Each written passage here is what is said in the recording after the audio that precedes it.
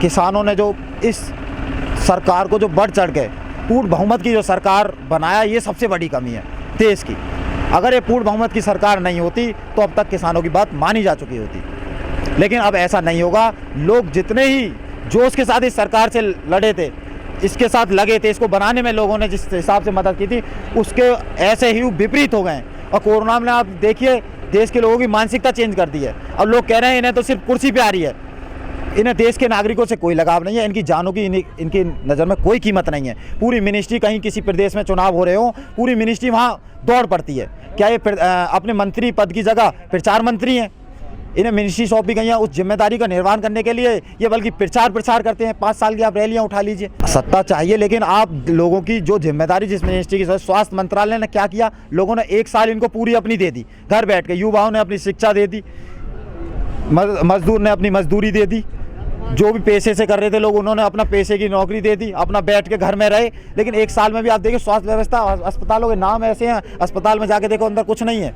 तो 1 साल में स्वास्थ्य व्यवस्था सुधरी नहीं इन पे। लेकिन दवाई तो आ गई थी ना देश में। नहीं, देखिए दवाई आ गई थी तो कहाँ लगी लोगों में वो दवाई, कितने लोगों तक पहुँची? दवाई आ जाने से मतलब ये नहीं है 135 करोड़ तो सर कहाँ कितने लोगों तक वो दवाई पहुँची। तो ये कोरोना जैसी सेकंड वेव देखने को नहीं मिलती। पूरा देश अगर पहले ही वैक्सीन हो जाती, और देशों में हमसे पहले क्यों होने लगा? नहीं, ये तो सरकार की जिम्मेदारी। भ्रामक स्थिति तो सरकार के खुद मंत्री फैला रहे हैं, सरकार के जो सहायता करते हैं, सरकार के पिलर है। बाबा रामदेव का बयान देख लीजिए, वो खुद वैक्सीन के खिलाफ बोल रहे हैं, और जबकि इन्हें ज़रूरत होती है तो जो इनको ज़रूरत होती है तो जाते हैं स्वास्थ्य व्यवस्था, एम्स में ही जाते हैं। ये बाबा रामदेव जैसे लोग जो बीजेपी सरकार को बनाने में बहुत बड़ा पाहे का काम किया है, वही वैक्सीन के खिलाफ बोले, तो भ्रामक स्थिति खुद फैला रहे हैं देश में।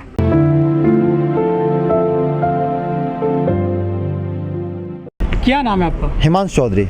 हिमांशु भाई, 6 महीने हो गए किसान आंदोलन को, कुछ सफलता मिल रही है आपको? बिल्कुल सफलता मिल रही है। देखिए सरकार ने पहले ही दिन से आंदोलन किस तरह अलग अलग नाम दिए, लेकिन किसान तस्से मस नहीं हुए हैं और आंदोलन अपनी स्थिति में बरकरार है और हर लोगों के दिल में आंदोलन पहुंच चुका है और जन आंदोलन बन चुका है। जितना ही सरकार ने इस पर लांछन लगाया, उतना ही लोगों का इससे जुड़ाव बनता गया है। आप गाँव देहात में जाके देखिए, हर आदमी को आंदोलन की खबर रहती है और अपना आदमी यहाँ गाजीपुर बॉर्डर पर आके योगदान दे ना दे पाए, लेकिन हम कोई लोकल स्तर पर कोई कार्यक्रम करते हैं तो वहाँ आदमी बढ़ चढ़ के भागीदार बनते हैं। तो लेकिन जिस तरह से हरियाणा और पंजाब में किसान आंदोलन बहुत तेजी से आगे बढ़ रहा है, उस तरह से गाजीपुर में नहीं बढ़ रहा है। उत्तराखंड और यूपी के किसान नहीं आ रहे उस संख्या में। बिल्कुल, अगर उत्तराखंड, यूपी, हरियाणा और पंजाब में बढ़ रहा है, बहुत ही अच्छी बात है। वहाँ के लोग जल्दी बॉर्डर पे पहुँचते, लेकिन यूपी के और उत्तराखंड के आप जगह, उन्हीं के लोकल जगह पर आप कोई प्रदर्शन करवाइए उनसे कलेक्ट्रेट में, तो बहुत बढ़ चढ़ के भागीदारी लेते हैं।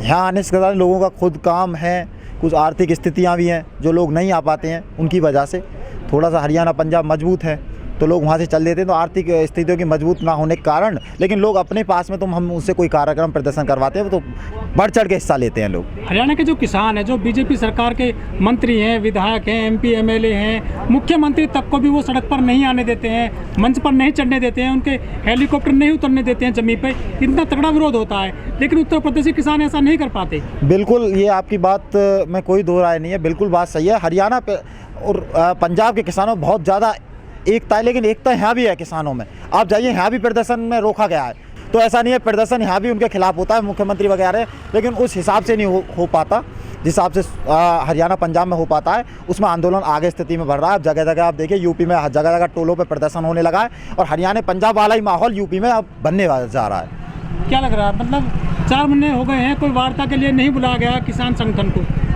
देखिए, इसमें तो सरकार ने ही किसानों से वार्ता छोड़ी है। सरकार चाहती है कि उनकी जैसी भी डिमांड है उन्हीं पर किसान हामा हजूरी भरे तो वार्ता करते हैं, लेकिन ऐसा नहीं होगा। किसानों का शोषण किया, उन वार्ताओं से किसानों का कोई हल नहीं है। जहां सरकार मंजूरी दे रही है, सरकार मंजूरी दे कि तीनों कानून को रद्द करने पर बात करे और MSP का कानून बनाने की बात करे तो किसान संगठन जाने को बिल्कुल तैयार है। लेकिन सरकार वहाँ वार्ता करने भी जाता है किसान मोर्चा, तो सरकार वहाँ भी बात को भ्रमित करती है, अलग अलग मुद्दों पर ले जाती है जो मूलभूत किसानों की ज़रूरत जो पूरी नहीं करेंगे, उन मुद्दों पर बात को चेंज करती है सरकार। आखिर बाबा रामदेव के सिर पे किसका हाथ हो सकता है? बाबा रामदेव के सिर पे, देखिए बाबा रामदेव का, अभी बाबा रामदेव के खिलाफ कैसे बोले बीजेपी, बहुत उनकी संस्कृति, उनसे बहुत लोग जुड़े हुए हैं। तो बाबा रामदेव तो खुला ओपन चैलेंज दे रहे हैं, किस बात दे रहे हैं कि कोई मुख्यमंत्री का बाप भी मुझे गिरफ्तार नहीं कर सकता।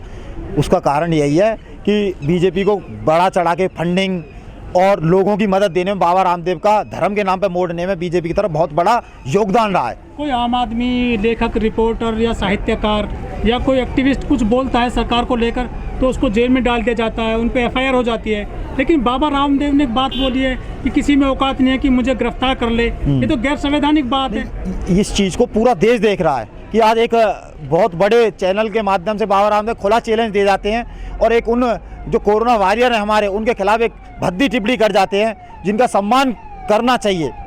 जिनका सम्मान कितना भी हम उन्हें सम्मान देने लगे, उनके सम्मान को हम पूर्ति नहीं कर सकते। आप उनको अभद्र टिप्पणी दे जाते हैं पूरे बड़े चैनल पर। तो इसको पूरा देश देख रहा है कि इनकी कैसी दोहरी बीजेपी की मानसिकता है।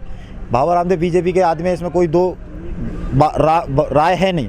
देखिए, सख्ताई का कारण कहीं ना कहीं आंदोलन के लोग डरते हैं कि बीजेपी की कई चाल रही हैं, कहीं कोई ऐसा इशू ना बन जाए जिससे आंदोलन को नुकसान पैदा हो, तो लोग सख्ताई करना इनका उसमें स्वाभाविक है। लेकिन ये सख्ताई तो जो आम आदमी कैसे आएगा फिर आंदोलन में? नहीं, बिल्कुल आम आदमी के लिए कोई रास्ता खुला नहीं है।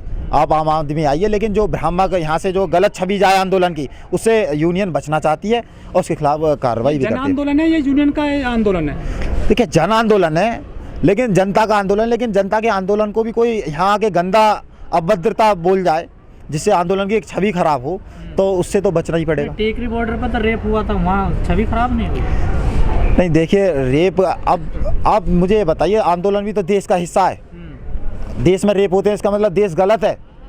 नहीं, तो आप फिर कैसे? लेकिन हमने जितना आंदोलन की हम कोशिश कर सकते हैं उतनी हम इस बदतमीजी को बचाने की कोशिश कर रहे हैं पूरा। लेकिन फिर भी कई लोग आप तो सख्ताई कुछ अच्छे काम के लिए कर रहे हैं, लेकिन कुछ लोग उसका फायदा उठाकर कुछ और करना चाह रहे हैं, उस पर भी तो ध्यान देना पड़ेगा। नहीं, बिल्कुल ध्यान देंगे, बिल्कुल ध्यान। आगे इसी पर चर्चाएं चलती रहती हैं, मीटिंग होती रहती हैं। आगे इसी के गौर रखते हुए किस टाइप से सख्ताई हो, जनता को भी, आम जन ने वो अपनी बात रखने, उसको भी कोई परेशानी ना हो, तो इस पर तो बात चलती रहती है और आगे सुधार होता रहेगा।